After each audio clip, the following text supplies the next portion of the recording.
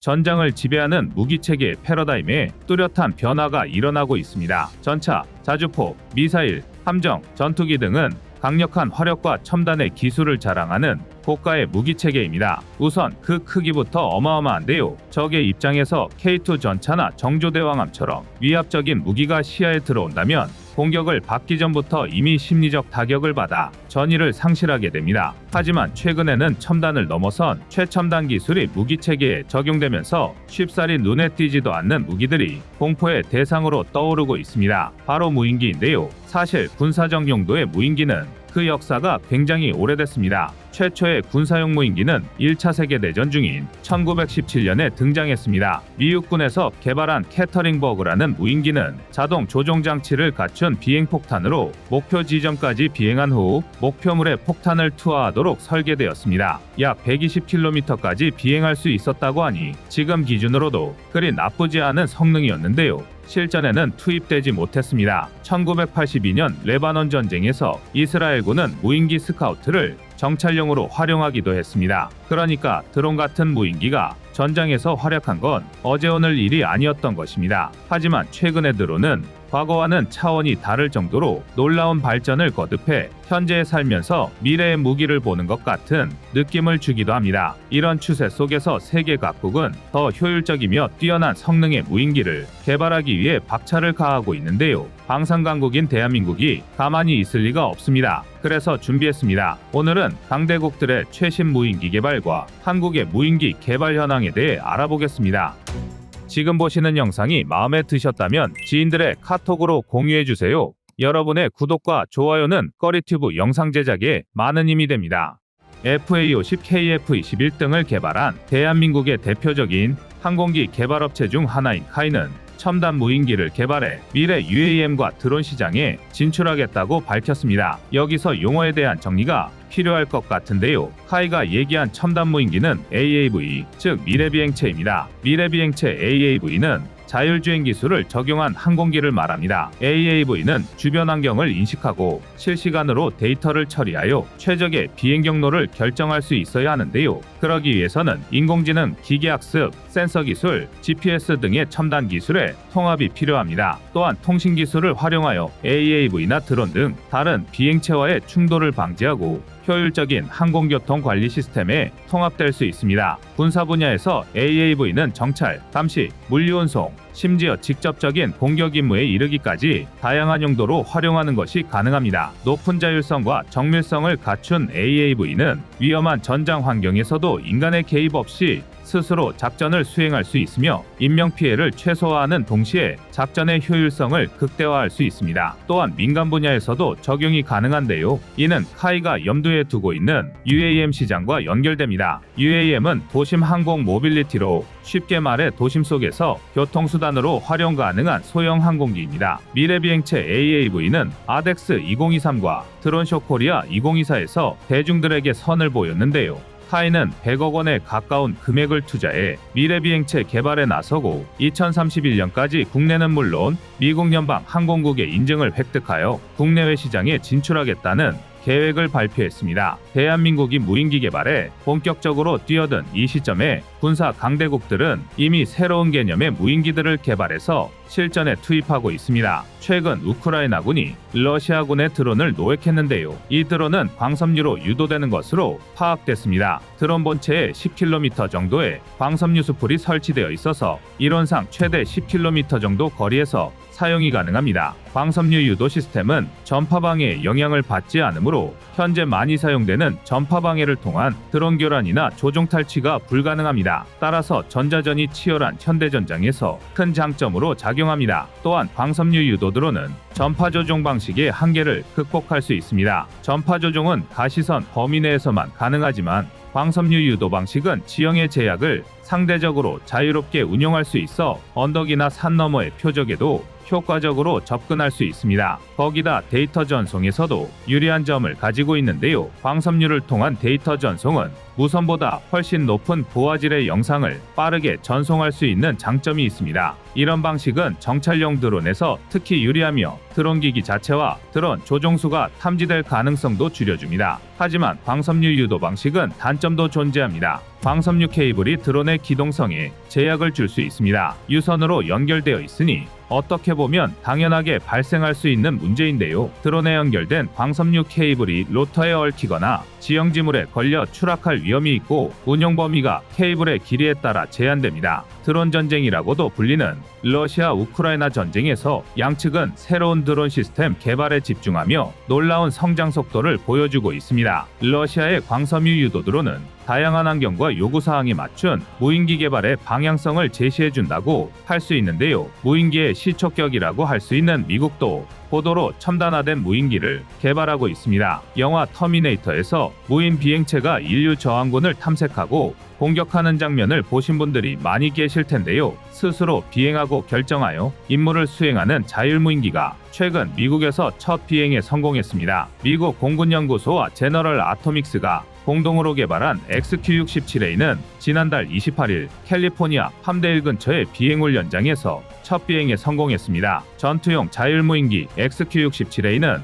최첨단 기술이 집약된 미래 전투 시나리오를 위한 플랫폼으로 인간의 직접적인 조종 없이도 공격 임무를 수행할 수 있는 자율성을 갖추고 있습니다. XQ-67A의 기체 길이는 약 10m로 F-15의 절반 크기인데요. 가장 큰 특징은 인공지능 컴퓨터를 기반으로 하는 자율비행 능력입니다. 특정 임무가 지정되면 XQ-67A는 스스로 비행 계획을 수립하고 실행할 수 있습니다. 차후 XQ-67A는 전투기 편대의 리더인 탑건 전투기를 호위하는 윙맨 역할로 운용될 가능성이 높습니다. XQ-67A의 정확한 가격은 공개되지 않았지만 이와 유사한 기술을 기반으로 하는 이전 모델인 XQ-58A의 가격이 약 400만 달러였기 때문에 XQ-67A의 가격도 이와 비슷한 수준에서 형성될 것으로 추정됩니다. 그런가 하면 미국의 항공우주 기업 스트라토런치는 무려 극초음속 무인기 시험 비행에 성공하기도 했습니다. 스트라토런치의 최고 경영자는 이번 시험 비행에서 극초음속 비행체 탈론의 요원이 마하오에 가까운 속도에 도달했으며 엄청난 양의 데이터를 수집했다고 밝혔습니다. 탈론은 날개 길이가 117m에 달하는 거대 항공기 록에 의해 운반되어 캘리포니아 중부 해안에서 발사되었고 예정대로 바다에 하강하며 비행을 마쳤습니다. 이번 시험에 사용된 탈론은 한 번만 비행할 수 있는 소모품이지만 향후에는 재사용이 가능해져 활주로에 착륙할 수 있을 것으로 예상됩니다. 이제는 무인기가 음속도 아닌 초음속으로 비행할 수 있는 시대가 된 것이니 기술의 발전 속도가 정말 빠르다는 걸 다시 한번 체감할 수 있습니다. 군사용 드론의 종류는 그 목적에 따라 정찰 및 감시용 드론, 공격용 드론, 전자전 드론, 화물 운송 드론, 자폭 드론 등이 있는데요. 아마 언론에 자주 등장한 자폭 드론이 가장 익숙하실 겁니다. 우리 군이 운용하거나 적극적으로 도입하려고 하는 드론도 자폭 드론입니다. 드론작전사령부에서는 위성항법 장치와 반성항법 장치를 복합적으로 사용하는 유도 방식을 채택해 사전에 계획된 경로로 비행하여 표적을 타격하는 자폭 드론을 운용하고 있습니다. 또한 드론작전사령부는 현재 보유한 자폭 드론의 수량을 늘리는 한편 성능이 향상된 기종 도입도 추진 중입니다. 해군은 유무인 복합 전투체계 발전 차원에서 2020년대 후반 이후 함정에서 먼 거리에 있는 표적을 타격하는 함탑제 장거리 자폭 드론과 가까운 거리에서 공격할 수 있는 함탑제 군지평 자폭 드론의 도입을 계획하고 있습니다.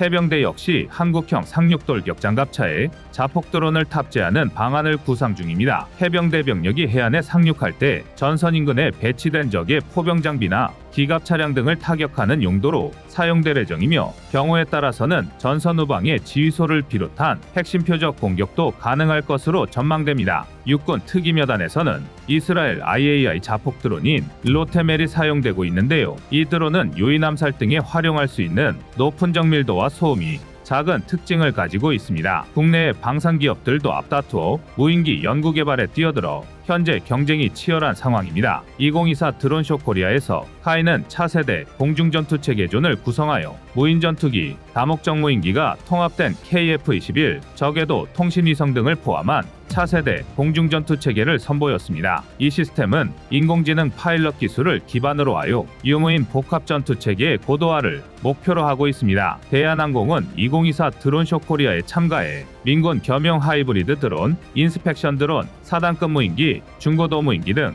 다양한 유형의 무인기와 모형을 전시했는데요. 특히 미래공중전의 필수적인 무기체계로 저피탄 무인 전투기, 인공지능이 탑재된 무인편대기, 신개념 수직이 착륙 무인기, 대량 생산형 타격 무인기 등을 포함한 다양한 첨단 기술력과 항공무기 체계의 미래상을 선보였습니다. 대한항공이 특히 중점을 두고 강조한 것은 올해부터 양산에 착수한 중고도 무인기입니다. 중고도 무인기는 365일 연속으로 4만 피트 이상 상공에서 24시간 운용이 가능하며 주야간 고해상도의 표적 영상을 실시간으로 지상 통제 장비에 전송하고 판독 분석 및 전투 피해 평가까지 수행할 수 있는 고성능 전략급 감시 정찰 자산입니다. 이 밖에도 LIG 넥스1은 정찰 타격 복합형 드론 개발에 주력하고 있습니다. 이 드론은 활주로 없이 수직이 착륙이 가능하도록 틸트형 구동부를 적용했습니다. 여기에 40kg의 화물을 탑재할 수 있는 수송형 멀티콥터형 드론 시스템 개발도 진행 중입니다. 탄약 생산으로 잘 알려진 풍사는 전투용 드론 개발에 주력하고 있습니다. 탄약 투하 공격 소형 드론 개발을 추진 중이며 정찰 임무용으로 개발된 드론에 투하 장치와 투하탄을 탑재해 공격 드론으로 전환하는 공격 모듈도 개발 중입니다. 이처럼 국내 방산 기업들은 각자의 전략에 따라 군용 무인기 연구 및 개발에 힘쓰고 있으며 이를 통해 미래 전장의 핵심 자산이 될 무인기 기술에서의 경쟁 우위를 확보하려 하고 있습니다. 과거 전장에서 위력을 과시하던 무기 체계가 고중량의 고화력을 중점에 뒀다면 현대와 미래의 전장에서는 은밀함과 정밀도로 승부하는 무인기가 게임 체인저로 등극할 것으로 전망됩니다. 여러분의 구독과 좋아요가 꺼리튜브 운영에 많은 힘이 됩니다. 먼저 이 오해부터 풀고 가야겠습니다. 현재 대한민국이 개발 중인 무인기는 매우 다양합니다. 하지만 그 중에서도 전투기급 성능의 무인기라면 KUSFC 그리고 KF-21 보라매와의 유무인 합동작전을 수행할 목적으로 개발 중인 로열 윙맨 KUSLW를 예로 들 수 있습니다. 이 두 기종 중 흔히 가오리-X라고 알려진 건 KUSFC입니다. 이번에 전력화에 성공한 소형 스텔스 무인기처럼 미국 B2, B-21 폭격기를 떠오르게 하는 우주선처럼 납작한 형태의 수직미익이 없는 게 특징인데요. 가오리-X라는 특이한 별명이 달린 것도 그 독특한 형상 때문이었습니다. 가오리-X는 지난 2019년 전체 형상을 소형화한 축소 모델에 비행에도 성공했을 정도로 개발 진척도가 상당히 높은 상태입니다. 실제로 지난 2020년 개발을 주관하는 ADD는 가오리-X의 약 70%를 이미 완성한 상태라고 발표하기까지 했습니다. 상황이 이렇다 보니 일각에서는 소형 스텔스 무인기와 가오리-X가 동일한 기종이라고 착각하는 해프닝까지 벌어지고 있는데요. 그러나 엄밀히 말해 두 무인기는 일종의 사천지간일 수는 있어도 완전히 다른 기종이라고 봐야 합니다. 당장 크기부터가 10배 가까이 차이가 납니다. 앞서 잠깐 언급했던 소형 스텔스 무인기는 전장 2m급에 불과합니다. 그나마 기존 우리 군이 운용하던 리모아이 소형 무인정찰기에 비하면 훨씬 커진 데다 활주로까지 필요해졌지만 그럼에도 어디까지나 소형 무인기로 분류됩니다. 반면 가오리-X, 다시 말해 KUSFC는 개발 과정에서 필요 목적에 따라 설계 개념이 수차례 바뀌었고 지난 2022년 DX 코리아를 통해 공개된 최종 형상은 길이만 12m, 높이 3m, 날개폭은 20m에 육박하는 대형 무인기입니다. 워낙 극비리에 개발되고 있다 보니 설계 목적이나 작전 범위가 공개되지는 않았지만 외형이 미국의 X-47RQ-180과 비슷하다 보니 대략적인 추측은 가능한데요. 가오리-X는 정찰은 물론이고 전자전 장비를 탑재하여 적의 방공망을 교란하는 임무부터 표적 지정, 감시, 제한적 타격까지의 일련의 과정을 수행할 수 있을 것으로 추정됩니다. 소형 스텔스 무인기의 작전 영역이 어디까지나 정찰에 한정된 것과 비교하면 가오리-X 쪽은 본격적인 전투기에 가깝다는 걸 알 수 있는데요. 이처럼 운영 목적만 비교하면 두 기종은 닮은 구석이라고는 하나도 없습니다. 하지만 그렇다고 소형 스텔스 무인기와 가오리-X가 서로 다른 뿌리를 가졌냐 하면 그것은 또 아닙니다. 가오리-X 초기형의 개발 소식이 공개된 건 지금으로부터 무려 10년 전인 2014년의 일인데요. 정보를 찾아보면 당시에도 정찰형 무인기와 공격 기능이 있는 무인항공기, 통칭 UCAV가 투트랙으로 개발 중이었음을 알 수 있습니다. 심지어 두 기종 모두 목적은 달랐지만 형상과 내부 부품, 심지어 엔진까지 상당 부분 공유할 예정이었습니다. 이를 기반으로 추론해보면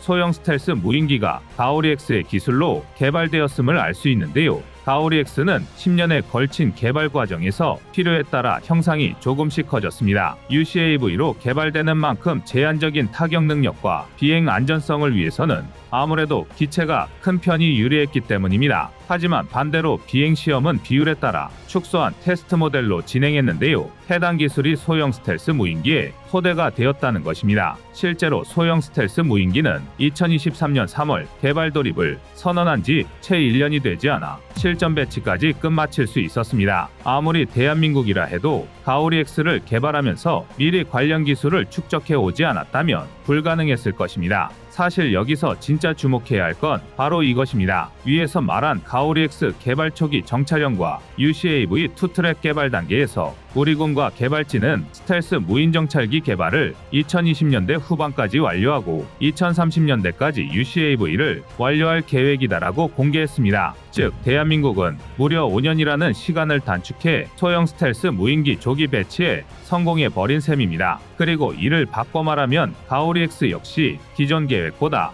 조기 배치가 가능하다는 건데요. 전문가들은 소형 스텔스 무인기 실전 배치를 기점으로 2020년대 후반이면 가오리-X의 실전 배치 역시 가능할 것이라 분석하고 있습니다. 그저 감탄밖에 나오지 않는데요. 이런 조기 개발이 가능했던 건 결정적인 한방이 있었던 덕분으로 보입니다.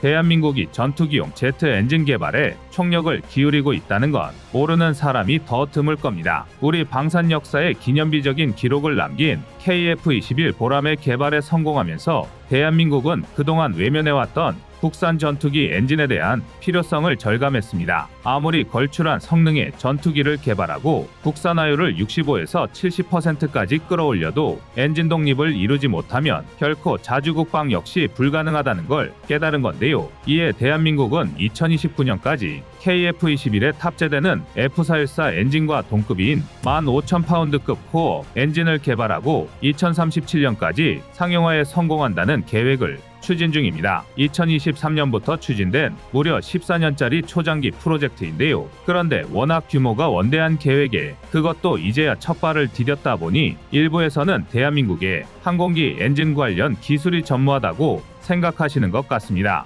그러나 사실은 그렇지 않습니다. 대한민국은 이미 200마력급 피스톤 엔진, 1400마력급 터보프롭 엔진 기술과 5500파운드급, 10,000파운드급 터보팬 제트 엔진을 상용화할 수 있는 기술력을 보유했습니다. 이 기반 기술이 없었다면 애초에 15,000파운드급 제트 엔진 자체 개발은 언감생심 꿈도 꿀 수 없었을 텐데요. 더군다나 5,500파운드급, 10,000파운드급 제트 엔진은 이미 국산 무인기에 적용되고 있습니다. 먼저 5,500파운드급은 KUSLW에 적용되고 있습니다. KF-21 보라매의 무인편대기, 통칭 로열 윙맨으로 계획 중인 그 기종인데요. 마찬가지로 스텔스 기능이 적용되어 KF-21보다 앞서 위험 지역에 선제 투입되어 적의 방공망을 파괴 교란하는 역할을 담당합니다. 게다가 멈티로 운용되어 별다른 추가 조작 없이 KF-21 한 대만으로도 편대 운용이 가능하다는 게 가장 큰 장점입니다. 한편 10,000파운드급 제트 엔진은